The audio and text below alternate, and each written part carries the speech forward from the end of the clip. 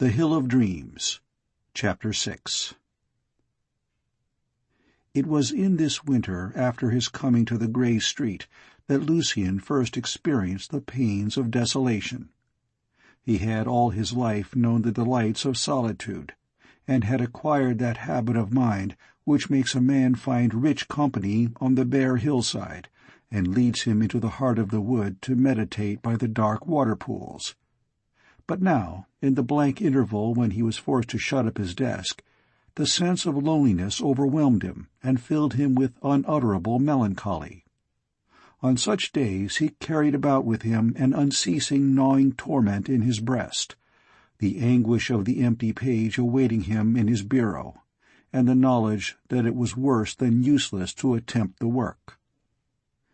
He had fallen into the habit of always using this phrase, "the work," to denote the adventure of literature.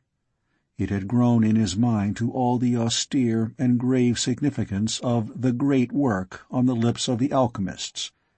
It included every trifling and laborious page and the vague, magnificent fancies that sometimes hovered below him. All else had become mere by-play, unimportant, trivial. The work was the end, and the means and the food of his life. It raised him up in the morning to renew the struggle. It was the symbol which charmed him as he lay down at night. All through the hours of toil at the bureau he was enchanted, and when he went out and explored the unknown coasts, the one thought allured him, and was the colored glass between his eyes and the world. Then, as he drew nearer home, his steps would quicken, and the more weary and grey the walk, the more he rejoiced as he thought of his hermitage and of the curious difficulties that awaited him there. But when suddenly and without warning the faculty disappeared, when his mind seemed a hopeless waste from which nothing could arise, then he became subject to a misery so piteous that the barbarians themselves would have been sorry for him. He had known some foretaste of these bitter and inexpressible griefs in the old country days. But then he had immediately taken refuge in the hills. He had rushed to the dark woods to an anodyne, letting his heart drink in all the wonder and magic of the wild land. Now, in these days of January, in the suburban street, there was no such refuge. He had been working steadily for some weeks, well enough satisfied on the whole with the daily progress, glad to awake in the morning and to read over what he had written on the night before. The new year opened with faint and heavy weather and a breathless silence in the air, but in a few days the great frost set in. Soon the streets began to suggest the appearance of a beleaguered city. The silence that had preceded the frost deepened, and the mist hung over the earth like a dense white smoke. Night after night the cold increased, and people seemed unwilling to go abroad, till even the main thoroughfares were empty and deserted, as if the inhabitants were lying close in hiding. It was at this dismal time that Lucien found himself reduced to impotence. There was a sudden break in his thought, and when he rode on valiantly, hoping against hope, he only grew more aghast on the discovery of the imbecilities he had committed to paper. He ground his teeth together and persevered, sick at heart, feeling as if all the world were fallen from under his feet, driving his pen on mechanically till he was overwhelmed. He saw the stuff he had done, without veil or possible concealment, a lamentable and wretched sheaf of verbiage. Worse, it seemed, than the efforts of his boyhood. He was no longer tautological. He avoided tautology with the infernal art of a leader-writer, filling his windbags and mincing words as if he had been a trained journalist on the staff of the Daily Post. There seemed all the matter of an insufferable tragedy in these thoughts, that his patient and enduring toil was in vain, that practice went for nothing, and that he had wasted the labor of Milton to accomplish the 10th rate. Unhappily, he could not give in. The longing, The fury for the work burnt within him like a burning fire. He lifted up his eyes in despair. It was then, while he knew that no one could help him, that he languished for help. And then, though he was aware that no comfort was possible, he fervently wished to be comforted. The only friend he had was his father, and he knew that his father would not even understand his distress. For him, always, the printed book was the beginning and end of literature. The agony of the maker, his despair and sickness, were as accursed as the pains of labor. He was ready to read and admire the work of the great smith, but he did not wish to hear of the period when the great smith had writhed and twisted like a scotched worm, only hoping to be put out of his misery, to go mad or die, to escape somehow from the bitter pains. And Lucien knew no one else. Now and then he read in the paper the fame of the great littérateurs, the gypsies who were entertaining the Prince of Wales, the jolly beggars were dining with the Lord Mayor, the old mumpers were mingling amicably and gorgeously with the leading members of the Stock Exchange. He was so unfortunate as to know none of these gentlemen, but it hardly seemed likely that they could have done much for him in any case. Indeed, in his heart, he was certain that help and comfort from without were in the nature of things utterly impossible. His ruin and grief were within, and only his own assistance could avail. He tried to reassure himself, to believe that his torments were a proof of his vocation, that the facility of the novelist who stood 6 years deep in contracts to produce romances was a thing wholly undesirable, but all the while he longed for but a drop of that inexhaustible fluency which he professed to despise. He drove himself out from that dreary contemplation of the white paper and the idle pen. He went into the frozen and deserted streets, hoping that he might pluck the burning coal from his heart. But the fire was not quenched. As he walked furiously along the grim iron roads, he fancied that those persons who passed him cheerfully on their way to friends and friendly hearths shrank from him into the mists as they went by. Lucien imagined that the fire of his torment and anguish must in some way glow visibly about him. He moved, perhaps, in a nimbus that proclaimed the blackness and the flames within. He knew, of course, that in misery he had grown delirious, that the well-coated, smooth-hatted personages who loomed out of the fog upon him were in reality shuddering only with cold. But in spite of common sense, he still conceived that he saw on their faces an evident horror and disgust, and something of the repugnance that one feels at the sight of a venomous snake, half killed, trailing its bleeding vileness out of sight.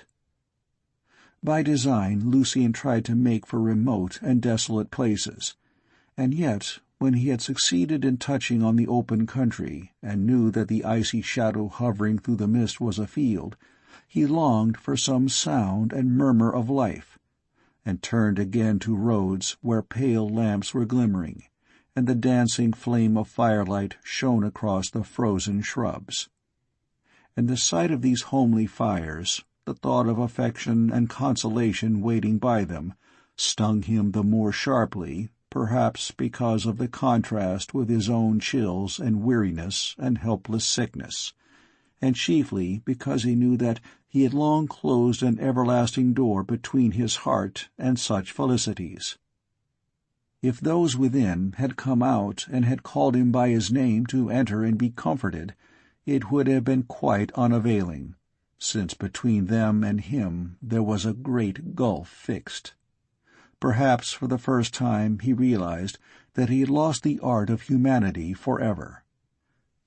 He had thought, when he closed his ears to the wood whisper and changed the fawn's singing for the murmur of the streets, the black pools for the shadows and amber light of London, that he had put off the old life, and had turned his soul to healthy activities. but the truth was that he had merely exchanged one drug for another. He could not be human, and he wondered whether there were some drop of the fairy blood in his body that made him foreign and a stranger in the world. He did not surrender to desolation without repeated struggles. He strove to allure himself to his desk by the promise of some easy task. He would not attempt invention, but he had memoranda and rough jottings of ideas in his notebooks, and he would merely amplify the suggestions ready to his hand. But it was hopeless. Again and again it was hopeless. As he read over his notes, trusting that he would find some hint that might light up the dead fires and kindle again that pure flame of enthusiasm, he found how desperately his fortune had fallen. He could see no light, no color in the lines he had scribbled with eager, trembling fingers. He remembered how splendid all these things had been when he wrote them down, but now they were meaningless, faded into gray. The few words he had dashed onto the paper, enraptured at the thought of the happy hours they promised, had become mere jargon, and when he understood the idea it seemed foolish, dull, unoriginal.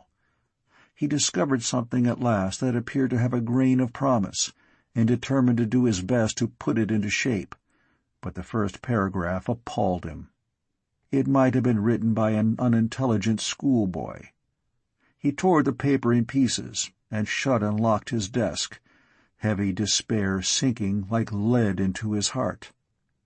For the rest of that day he lay motionless on the bed, smoking pipe after pipe in the hope of stupefying himself with tobacco fumes. The air in the room became blue and thick with smoke. It was bitterly cold, and he wrapped himself up in his greatcoat and drew the counterpane over him. The night came on, and the window darkened, and at last he fell asleep. He renewed the effort at intervals, only to plunge deeper into misery.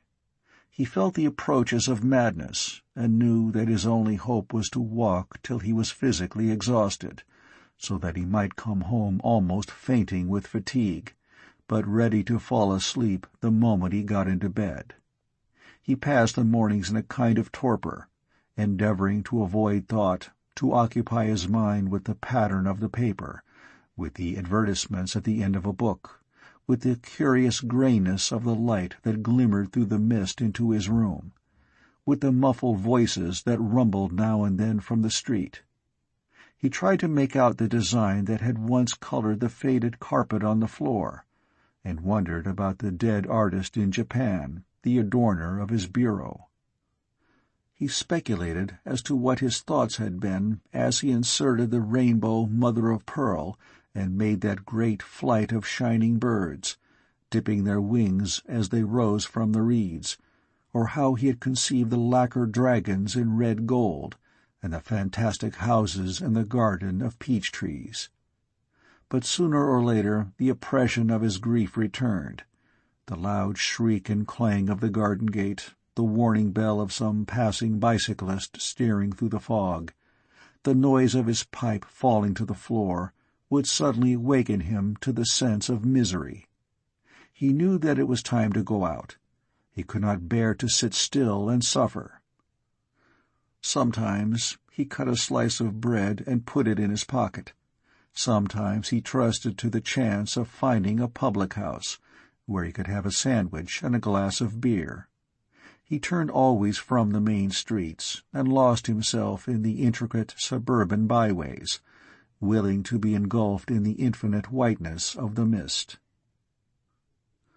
The roads had stiffened into iron ridges.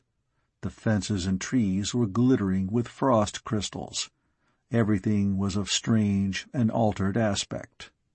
Lucien walked on and on through the maze, now in a circle of shadowy villas, awful as the buried streets of Herculaneum, now in lanes dipping onto open country that led him past great elm trees whose white boughs were all still, and past the bitter, lonely fields where the mist seemed to fade away into grey darkness.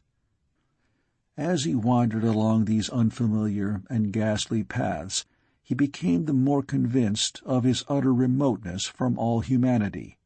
He allowed that grotesque suggestion of there being something visibly amiss in his outer appearance to grow upon him, and often he looked with a horrible expectation into the faces of those who passed by, afraid lest his own senses gave him false intelligence, and that he had really assumed some frightful and revolting shape. It was curious that, partly by his own fault, and largely, no doubt, through the operation of mere coincidence, he was once or twice strongly confirmed in this fantastic delusion. He came one day into a lonely and unfrequented byway, a country lane falling into ruin, but still fringed with elms that had formed an avenue leading to the old manor-house. It was now the road of communication between two far outlying suburbs, and on these winter nights lay as black, dreary, and desolate as a mountain track. Soon after the frost began, a gentleman had been set upon in this lane as he picked his way between the corner where the bus had set him down and his home where the fire was blazing, and his wife watched the clock. He was stumbling uncertainly through the gloom, growing a little nervous because the walk seemed so long, and peering anxiously for the lamp at the end of his street, when the two footpads rushed at him out of the fog. One caught him from behind, the other struck him with a heavy bludgeon, and as he lay senseless they robbed him of his watch and money, and vanished across the fields. The next morning all the suburb rang with the story. The unfortunate merchant had been grievously hurt, and wives watched their husbands go out in the morning with sickening apprehension, not knowing what might happen at night. Lucien, of course, was ignorant of all these rumors, and struck into the gloomy by-road without caring where he was or whither the way would lead him. He had been driven out that day as with whips. Another hopeless attempt to return to the work had agonized him, and existence seemed an intolerable pain. As he entered the deeper gloom, where the fog hung heavily, he began, half-consciously, to gesticulate. He felt convulsed with torment and shame, and it was a sorry relief to clench his nails into his palm and strike the air as he stumbled heavily along, bruising his feet against the frozen ruts and ridges. His impotence was hideous, he said to himself, and he cursed himself and his life, breaking out into a loud oath and stamping on the ground. Suddenly he was shocked at a scream of terror. It seemed in his very ear, and looking up, he saw for a moment a woman gazing at him out of the mist, her features distorted and stiff with fear. A momentary convulsion twitched her arms into the ugly mimicry of a beckoning gesture, and she turned and ran for dear life, howling like a beast. Lucien still stood in the road while the woman's cries grew faint and died away. His heart was chilled within him as the significance of this strange incident became clear. He remembered nothing of his violent gestures. He had not known at the time that he had sworn out loud, or that he was grinding his teeth with impotent rage. He only thought of that ringing scream, of the horrible fear on the white face that had looked upon him, of the woman's headlong flight from his presence. He stood trembling and shuddering, and in a little while he was feeling his face, searching for some loathsome mark, for the stigmata of evil branding his forehead. He staggered homewards like a drunken man, and when he came into the Uxbridge Road, some children saw him and called after him as he swayed and caught at the lamp-post.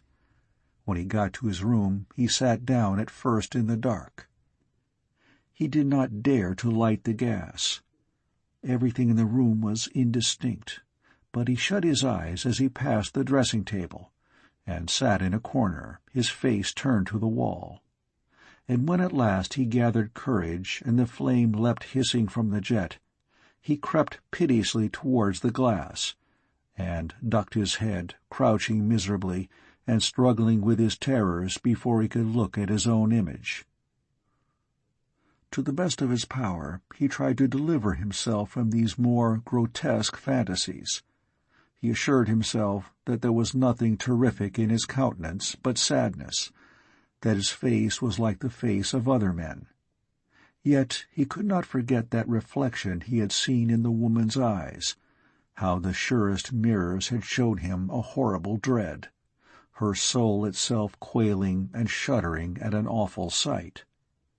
Her scream rang and rang in his ears. She had fled away from him as if he offered some fate darker than death. He looked again and again into the glass, tortured by a hideous uncertainty. His senses told him there was nothing amiss, yet he had a proof, and yet, as he peered most earnestly, there was, it seemed, something strange and not altogether usual in the expression of the eyes. Perhaps it might be the unsteady flare of the gas, or perhaps a flaw in the cheap looking-glass that gave some slight distortion to the image. He walked briskly up and down the room and tried to gaze steadily, indifferently, into his own face. He would not allow himself to be misguided by a word. When he had pronounced himself incapable of humanity, he had only meant that he could not enjoy the simple things of common life. A man was not necessarily monstrous, merely because he did not appreciate high tea, a quiet chat about the neighbors, and a happy, noisy evening with the children. But with what message, then, did he appear charged that the woman's mouth grew so stark? Her hands had jerked up as if they had been pulled with frantic wires. She seemed for the instant like a horrible puppet. Her scream was a thing from the nocturnal Sabbath. He lit a candle and held it close up to the glass, so that his own face glared white at him and the reflection of the room became an indistinct darkness. He saw nothing but the candle flame and his own shining eyes, and surely they were not as the eyes of common men. As he put down the light, a sudden suggestion entered his mind, and he drew a quick breath, amazed at the thought. He hardly knew whether to rejoice or to shudder, for the thought he conceived was this: that he had mistaken all the circumstances of the adventure, and had perhaps repulsed a sister who would have welcomed him to the Sabbath. He lay awake all night, turning from one dreary and frightful thought to the other, scarcely dozing for a few hours when the dawn came. He tried for a moment to argue with himself when he got up. Knowing that his true life was locked up in the bureau, he made a desperate attempt to drive the phantoms and hideous shapes from his mind. He was assured that his salvation was in the work, and he drew the key from his pocket and made as if he would have opened the desk. But the nausea, the remembrances of repeated and utter failure, were too powerful.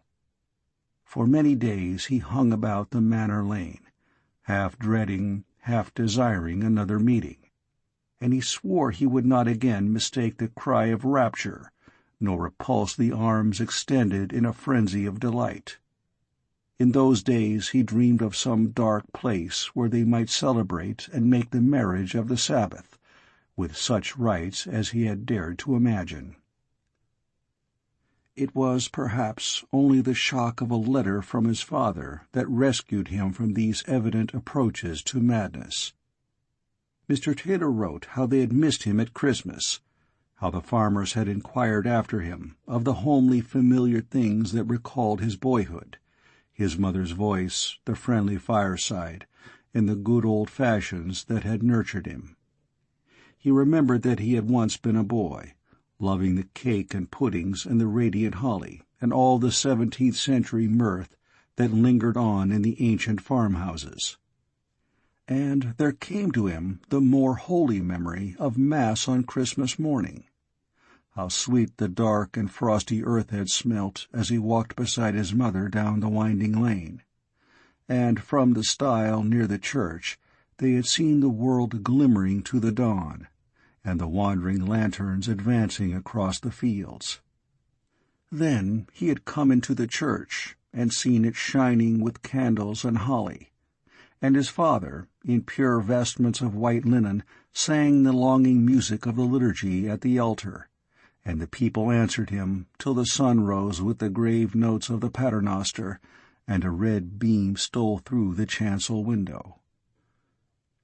The worst horror left him as he recalled the memory of these dear and holy things. He cast away the frightful fancy that the scream he had heard was a shriek of joy, that the arms, rigidly jerked out, invited him to an embrace. Indeed, the thought that he had longed for such an obscene illusion, that he had gloated over the recollection of that stark mouth, filled him with disgust. He resolved that his senses were deceived, that he had neither seen nor heard, but had for a moment externalized his own slumbering and morbid dreams.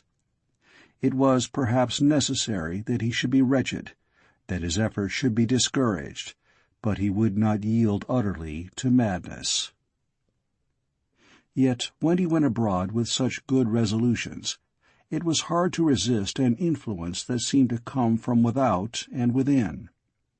He did not know it, but people were everywhere talking of the great frost, of the fog that lay heavy on London, making the streets dark and terrible, of strange birds that came fluttering about the windows in the silent squares.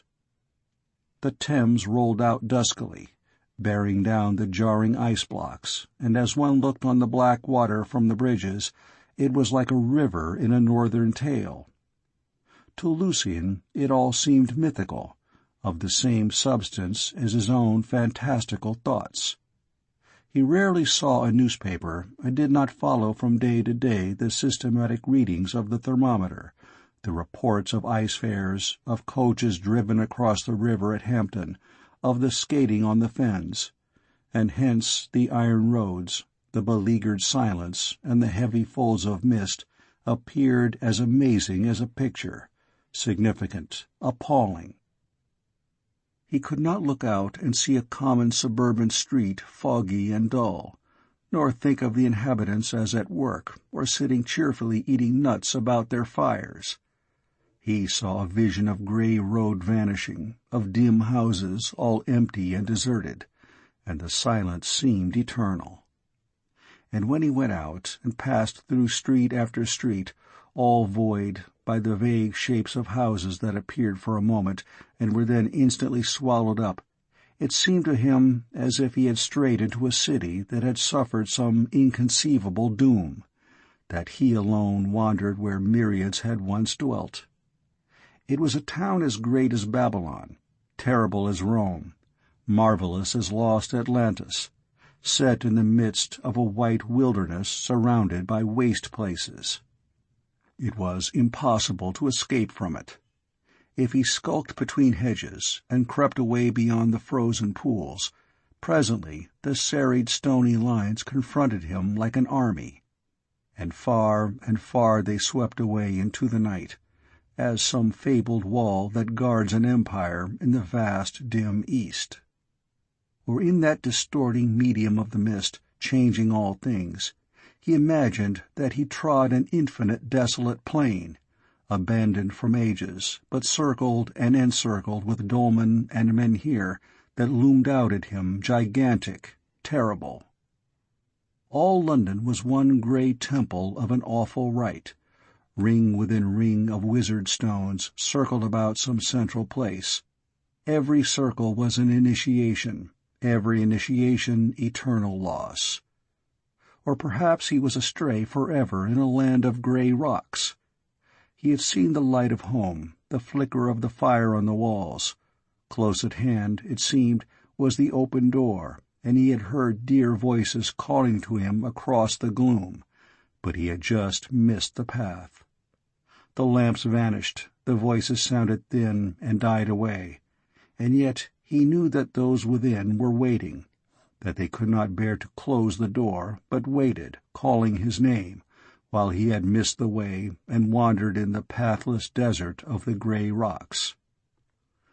fantastic, hideous, they beset him wherever he turned, piled up into strange shapes, pricked with sharp peaks, assuming the appearance of goblin towers, swelling into a vague dome like a fairy wrath, huge and terrible. And as one dream faded into another, so these last fancies were perhaps the most tormenting and persistent. The rocky avenues became the camp and fortalice of some half-human, malignant race, who swarmed in hiding, ready to bear him away into the heart of their horrible hills. It was awful to think that all his goings were surrounded, that in the darkness he was watched and surveyed, that every step but led him deeper and deeper into the labyrinth. When, of an evening, he was secure in his room, the blind drawn down and the gas flaring, he made vigorous efforts towards sanity. It was not of his free will that he allowed terror to overmaster him, and he desired nothing better than a placid and harmless life, full of work and clear thinking.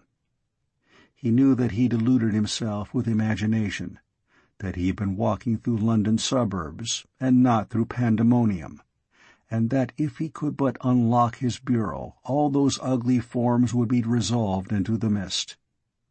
But it was hard to say if he consoled himself effectually with such reflections, for the return to common sense meant also the return to the sharp pangs of defeat. It recalled him to the bitter theme of his own inefficiency, to the thought that he only desired one thing of life, and that this was denied him. He was willing to endure the austerities of a monk in a severe cloister, to suffer cold, to be hungry, to be lonely and friendless, to forbear all the consolation of friendly speech, and to be glad of all these things if only he might be allowed to illuminate the manuscript in quietness. It seemed a hideous, insufferable cruelty that he should so fervently desire that which he could never gain. He was led back to the old conclusion. He had lost the sense of humanity. He was wretched because he was an alien and a stranger amongst citizens. It seemed probable that the enthusiasm of literature, as he understood it, the fervent desire for the fine art, had in it something of the inhuman, and dissevered the enthusiast from his fellow creatures.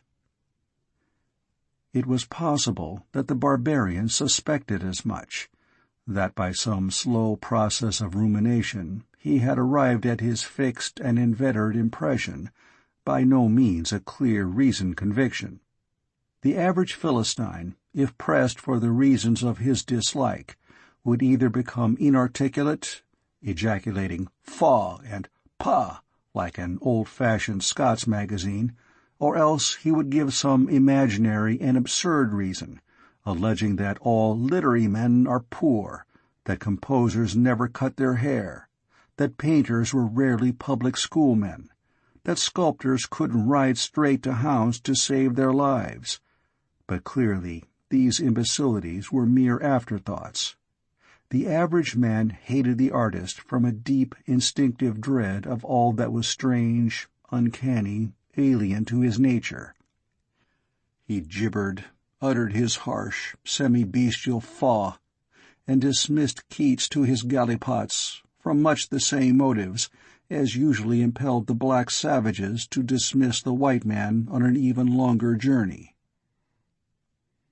Lucien was not especially interested in this hatred of the barbarian for the maker, except from this point, that it confirmed him in his belief that the love of art dissociated the man from the race. One touch of art made the whole world alien, but surely miseries of the civilized man cast amongst savages were not so much caused by dread of their ferocity as by the terror of his own thoughts. He would perhaps in his last despair leave his retreat and go forth to perish at their hands, so that he might at least die in company, and hear the sound of speech before death. And Lucien felt most keenly that, in his case, there was a double curse. He was as isolated as Keats and as inarticulate as his reviewers. The consolation of the work had failed him, and he was suspended in the void between two worlds. It was no doubt the composite effect of his failures, his loneliness of soul and solitude of life, that had made him invest those common streets with such grim and persistent terrors. He had perhaps yielded to a temptation without knowing that he had been tempted, and, in the manner of De Quincey, had chosen the subtle in exchange for the more tangible pains. Unconsciously, but still of free will, he had preferred the splendor and the gloom of a malignant vision before his corporal pains, before the hard reality of his own impotence.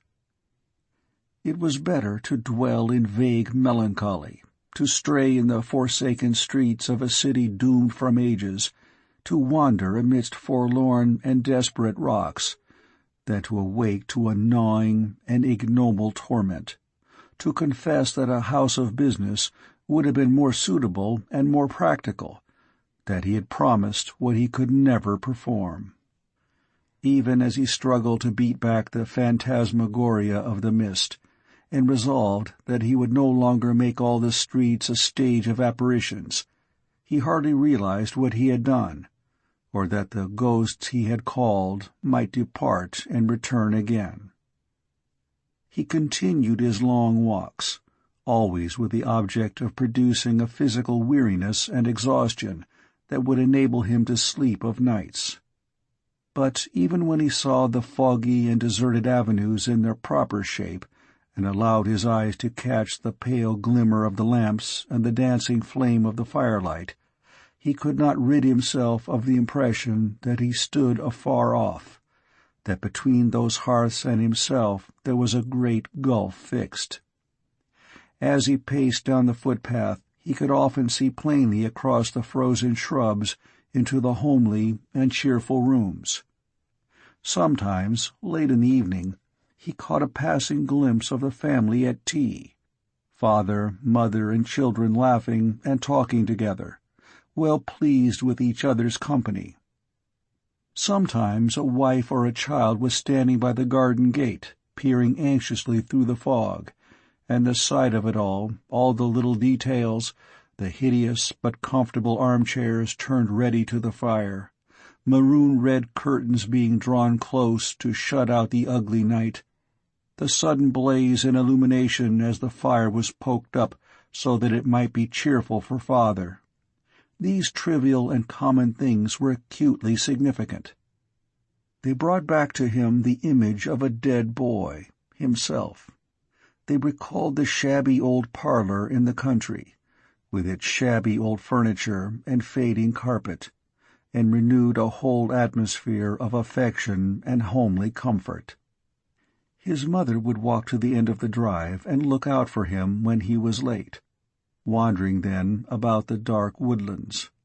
On winter evenings she would make the fire blaze, and have his slippers warming by the hearth, and there was probably buttered toast as a treat. He dwelt on all these insignificant, petty circumstances, on the genial glow and light after the muddy winter lanes, on the relish of the buttered toast and the smell of the hot tea, on the two old cats curled fast asleep before the fender, and made them instruments of exquisite pain and regret. Each of these strange houses that he passed was identified in his mind with his own vanished home. All was prepared and ready as in the old days, but he was shut out, judged and condemned to wander in the frozen mist with weary feet, anguished and forlorn. And they that would pass from within to help him could not, neither could he pass to them. Again, for the 100th time, he came back to the sentence. He could not gain the art of letters, and he had lost the art of humanity. He saw the vanity of all his thoughts. He was an ascetic, caring nothing for warmth and cheerfulness and the small comforts of life, and yet he allowed his mind to dwell on such things. If one of those passers-by, who walked briskly, eager for home, should have pitied him by some miracle and asked him to come in, it would have been worse than useless. Yet he longed for pleasures that he could not have enjoyed. It was as if he were come to a place of torment, where they who could not drink longed for water, where they who could feel no warmth shuddered in the eternal cold. He was oppressed by the grim conceit that he himself still slept within the matted thicket, imprisoned by the green bastions of the Roman fort. He had never come out, but a changeling had gone down the hill, and now stirred about the earth. Beset by such ingenious terrors, it was not wonderful that outward events and common incident should abet his fancies. He had succeeded one day in escaping from the mesh of the streets, and fell on a rough and narrow lane that stole into a little valley. For the moment he was in a somewhat happier mood. The afternoon sun glowed through the rolling mist, and the air grew clearer. He saw quiet and peaceful fields, and a wood descending in a gentle slope from an old farmstead of warm red brick. The farmer was driving the slow cattle home from the hill, and his loud halloo to his dog came across the land a cheerful, mellow note. From another side a cart was approaching the clustered barns, hesitating, pausing while the great horses rested, and then starting again into lazy motion.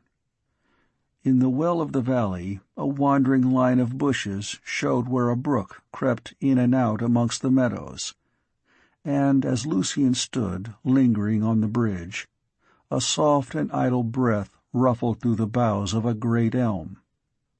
He felt soothed, as by calm music, and wondered whether it would not be better for him to live in some such quiet place, within reach of the streets and yet remote from them.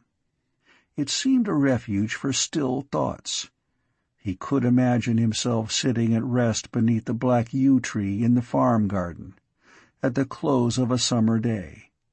He had almost determined that he would knock at the door and ask if they would take him as a lodger, when he saw a child running towards him down the lane. It was a little girl, with bright curls tossing about her head, and as she came on, the sunlight glowed upon her, illuminating her brick-red frock and the yellow kingcups in her hat. She had run with her eyes on the ground, chirping and laughing to herself, and did not see Lucien till she was quite near him. She started and glanced into his eyes for a moment, and began to cry. He stretched out his hand, and she ran from him screaming, frightened, no doubt, by what was to her a sudden and strange apparition. He turned back towards London, and the mist folded him in its thick darkness, for on that evening it was tinged with black. It was only by the intensest strain of resolution that he did not yield utterly to the poisonous anodyne which was always at hand. It had been a difficult struggle to escape from the mesh of the hills, from the music of the fauns, and even now he was drawn by the memory of those old allurements. But he felt that here, in his loneliness, he was in greater danger and beset by a blacker magic. Horrible fancies rushed wantonly into his mind. He was not only ready to believe that something in his soul sent a shudder through all that was simple and innocent, but he came trembling home one Saturday night, believing, or half-believing, that he was in communion with evil. He had passed through the clamorous and blatant crowd of the High Street, where, as one climbed the hill, the shops seemed all aflame, and the black night air glowed with the flaring gas jets and the naphtha lamps hissing and wavering before the February wind. Voices, raucous, clamant, abominable, were belched out of the blazing public-houses as the doors swung to and fro, and above these doors were hideous brassy lamps, very slowly swinging in a violent blast of air, so that they might have been infernal thuribles, sensing the people. Some man was calling his wares in one long continuous shriek that never stopped or paused. And as a response, a deeper, louder voice roared to him from across the road. An Italian whirled the handle of his piano organ in a fury, and a ring of imps danced mad figures around him, danced and flung up their legs till the rags dropped from some of them, and they still danced on. A flare of naphtha, burning with a rushing noise, threw a light on one point of the circle, and Lucien watched a lank girl of 15 as she came round and round to the flash. She was quite drunk and had kicked her petticoats away, and the crowd howled laughter and applause at her. Her black hair poured down and leapt on her scarlet bodice. She sprang and leapt around the ring, laughing in a Bacchic frenzy, and led the orgy to triumph. People were crossing to and fro, jostling against each other, swarming about certain shops and stalls in a dense dark mass that quivered and sent out feelers, as if it were one writhing organism. A little farther a group of young men, arm in arm, were marching down the roadway chanting some music-hall verse in full chorus, so that it sounded like plain-song.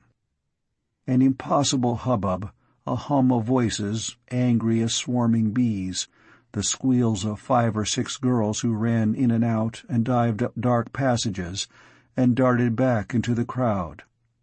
All these mingled together till his ears quivered.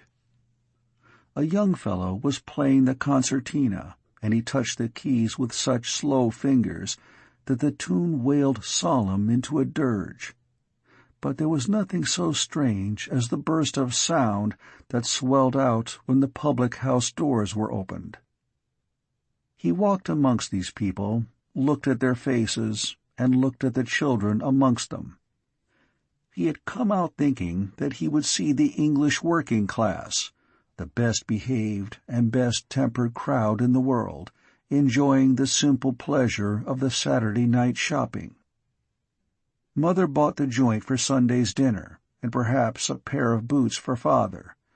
Father had an honest glass of beer, and the children were given bags of sweets, and then all these worthy people went decently home to their well-earned rest. De Quincey had enjoyed the sight in his day, and had studied the rise and fall of onions and potatoes. Lucien, indeed, had desired to take these simple emotions as an opiate, to forget the fine fret and fantastic trouble of his own existence in plain things and the palpable joy of rest after labor. He was only afraid lest he should be too sharply reproached by the sight of these men who fought bravely year after year against starvation, who knew nothing of intricate and imagined grief, but only the weariness of relentless labor, of the long battle for their wives and children. It would be pathetic, he thought, to see them content with so little, brightened by the expectation of a day's rest and a good dinner, forced even then to reckon every penny and to make their children laugh with halfpence. Either he would be ashamed before so much content, or else he would be again touched by the sense of his inhumanity, which could take no interest in the common things of life. But still he went to be at least taken out of himself, to be forced to look at another side of the world, so that he might perhaps forget a little while his own sorrows. He was fascinated by what he saw and heard. He wondered whether De Quincey also had seen the same spectacle, and had concealed his impressions out of reverence for the average reader. Here there were no simple joys of honest toilers, but wonderful orgies that drew out his heart to horrible music. At first the violence of sound and sight had overwhelmed him. The lights flaring in the night wind, the array of naphtha lamps, the black shadows, the roar of voices. The dance about the piano organ had been the first sign of an inner meaning, and the face of the dark girl as she came round and round to the flame had been amazing in its utter furious abandon. And what songs they were singing all around him, and what terrible words rang out, only to excite peals of laughter. In the public houses, the workmen's wives, the wives of small tradesmen decently dressed in black, were drinking their faces to a flaming red, and urging their husbands to drink more. Beautiful young women, flushed and laughing, put their arms round the men's necks and kissed them, and then held up the glass to their lips.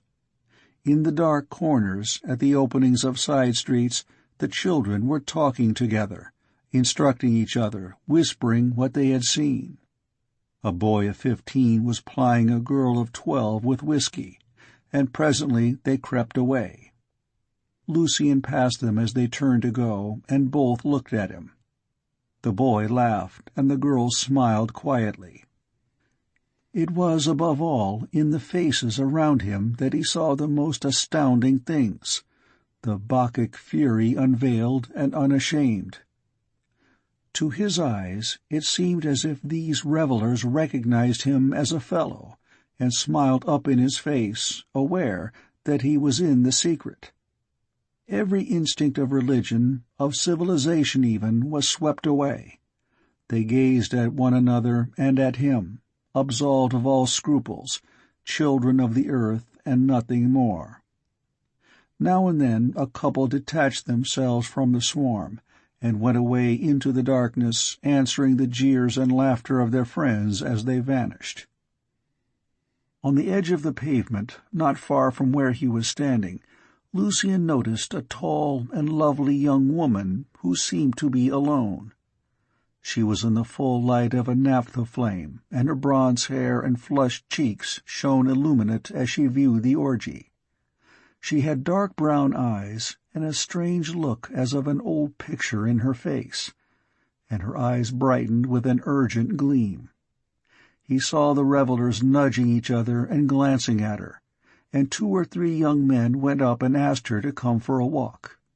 She shook her head and said, "No, thank you," again and again, and seemed as if she were looking for somebody in the crowd. "I'm expecting a friend," she said at last to a man who proposed a drink and a walk afterwards, and Lucien wondered what kind of friend would ultimately appear. Suddenly she turned to him as she was about to pass on, and said in a low voice, "I'll go for a walk with you if you like. You just go on, and I'll follow in a minute."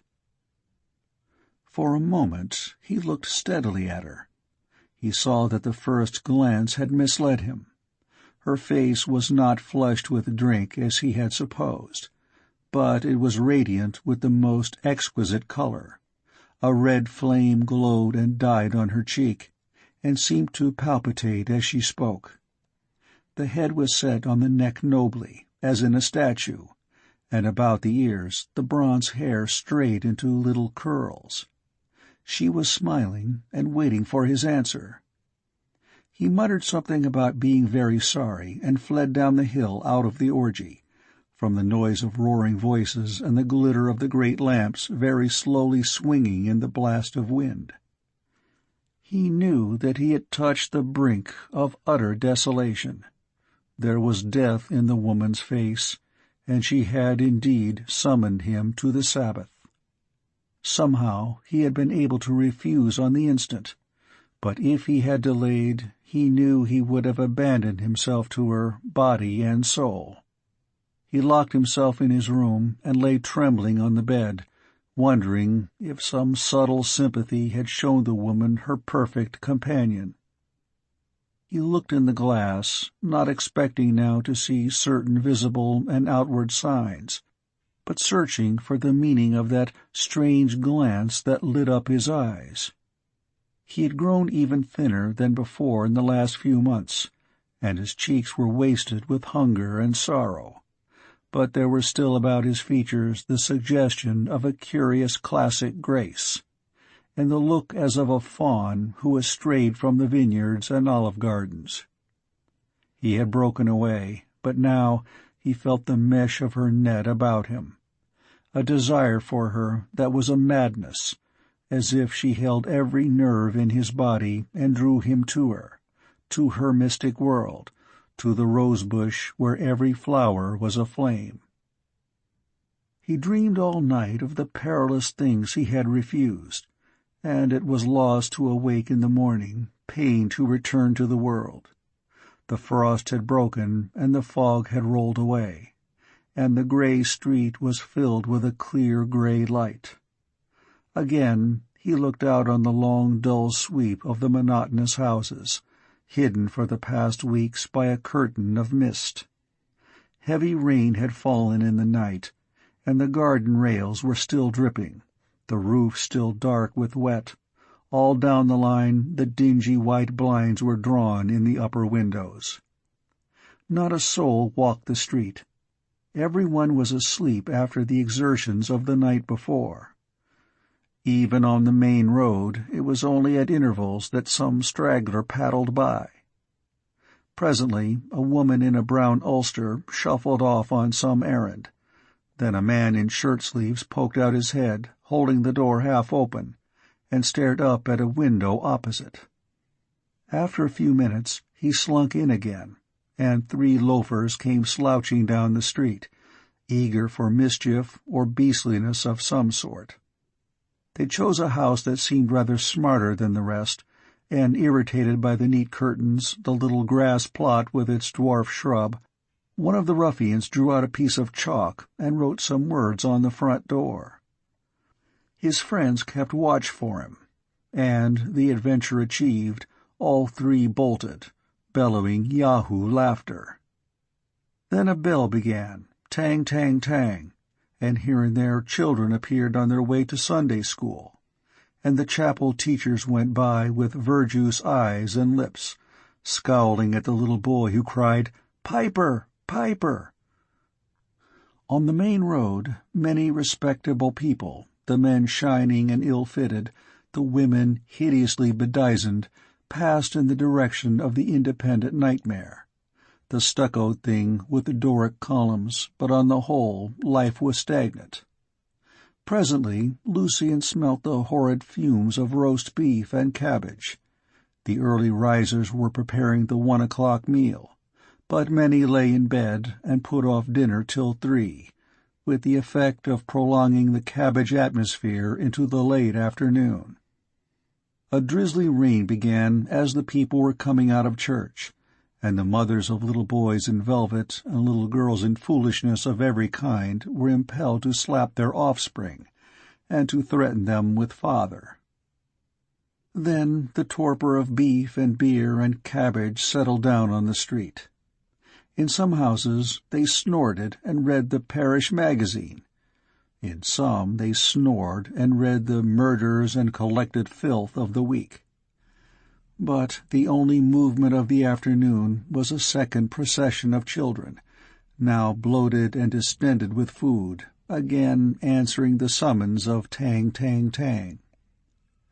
On the main road the trams, laden with impossible people, went humming to and fro, and young men who wore bright blue ties cheerfully haw-hawed and smoked penny cigars.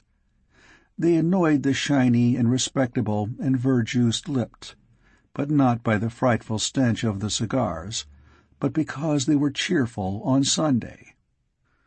By and by the children, having heard about Moses in the bulrushes and Daniel in the lion's den, came straggling home in an evil humor. And all the day it was as if on a grey sheet grey shadows flickered, passing by. And in the rose garden every flower was aflame. He thought in symbols, using the Persian imagery of a dusky court, surrounded by white cloisters, gilded by gates of bronze. The stars came out. The sky glowed a darker violet, but the cloistered wall, the fantastic trellises in stone, shone whiter. It was like a hedge of may-blossom, like a lily within a cup of lapis lazuli, like sea-foam tossed on the heaving sea at dawn. Always those white cloisters trembled with the lute music, always the garden sang with the clear fountain, rising and falling in the mysterious dusk. and there was a singing voice stealing through the white lattices and the bronze gates, a soft voice chanting of the lover and the beloved, of the vineyard, of the gate and the way. Oh, the language was unknown, but the music of the refrain returned again and again, swelling and trembling through the white nets of the latticed cloisters, and every rose in the dusky air was aflame. He had seen the life which he expressed by these symbols offered to him, and he had refused it. And he was alone in the grey street, with its lamps just twinkling through the dreary twilight, the blast of a ribald chorus sounding from the main road, a doggerel hymn whining from some parlor to the accompaniment of the harmonium. He wondered why he had turned away from that woman who knew all secrets, in whose eyes were all the mysteries. He opened the desk of his bureau and was confronted by the heap and litter of papers, lying in confusion as he had left them. He knew that there was the motive of his refusal. He had been unwilling to abandon all hope of the work. The glory and the torment of his ambition glowed upon him as he looked at the manuscript. It seemed so pitiful that such a single desire should be thwarted. He was aware that if he chose to sit down now before the desk, he could, in a manner, write easily enough.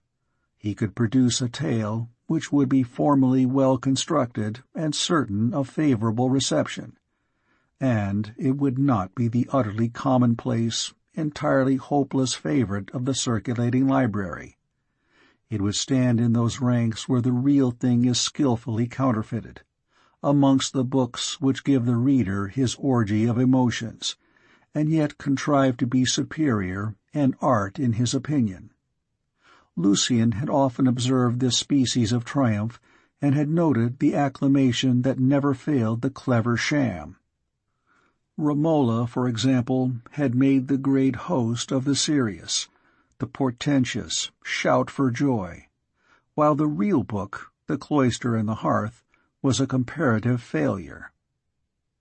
He knew that he could write a Romola, but he thought the art of counterfeiting half-crowns less detestable than this shabby trick of imitating literature.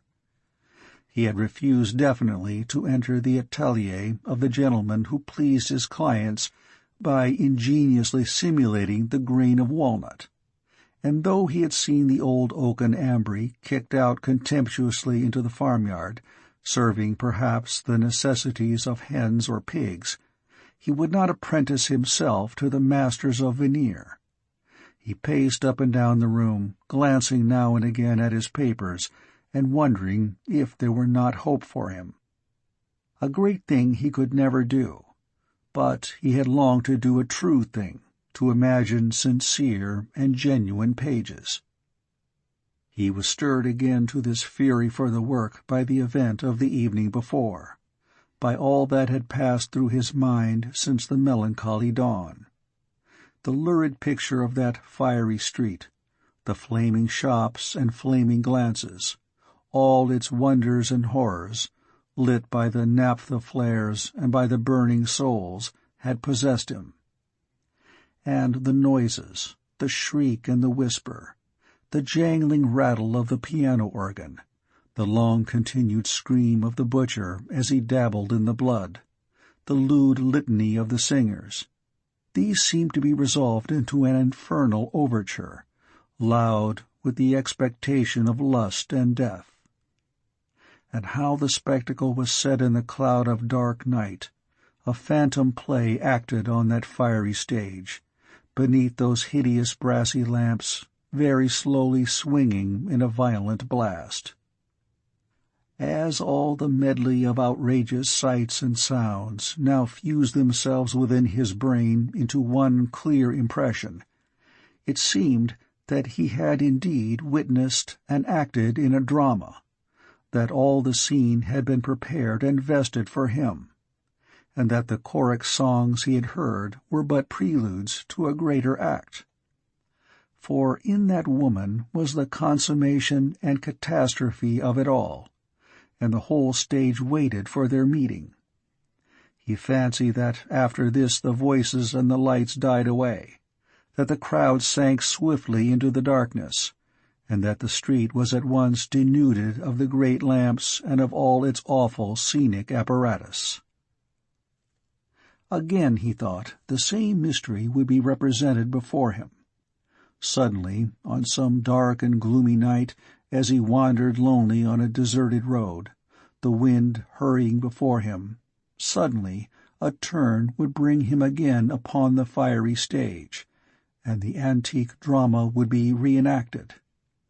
He would be drawn to the same place, to find that woman still standing there. Again he would watch the rose radiant and palpitating upon her cheek, the argent gleam in her brown eyes, the bronze curls gilding the white splendor of her neck. And for the second time she would freely offer herself. He could hear the wail of the singer swelling to a shriek, and see the dusky dancers whirling round in a faster frenzy, and the naphtha flares tinged with red as the woman and he went away into the dark, into the cloistered court where every flower was aflame, whence he would never come out. His only escape was in the desk. He might find salvation if he could again hide his heart in the heap and litter of papers, and again be rapt by the cadence of a phrase. He threw open his window and looked out on the dim world and the glimmering amber lights. He resolved that he would rise early in the morning and seek once more for his true life in the work. But there was a strange thing. There was a little bottle on the mantelpiece, a bottle of dark blue glass, and he trembled and shuddered before it as if it were a fetish. End of chapter 6.